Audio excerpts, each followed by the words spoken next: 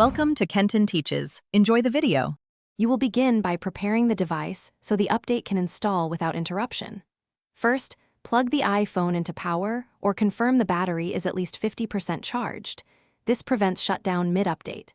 Next, back up to iCloud or your computer so you can restore if anything goes wrong.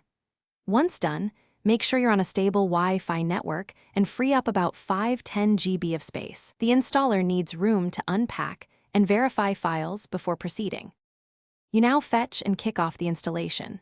Go to Settings, tap General, then Software Update to see the latest release. This shows patch notes and size.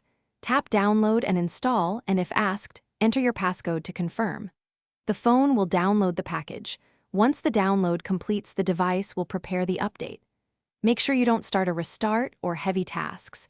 Leave the iPhone connected to power and Wi-Fi so verification and preparation finish cleanly. Finish by applying and verifying the update. When ready, tap Install Now or choose to schedule overnight. The phone will reboot and display an Apple logo with a progress bar while it installs. After reboot, follow the on-screen prompts to sign in and confirm settings. This ensures services like iCloud and Apple Pay reconnect. If the update stalls or the phone is stuck on the progress bar, force restart once. If that fails, connect to a computer and use Finder or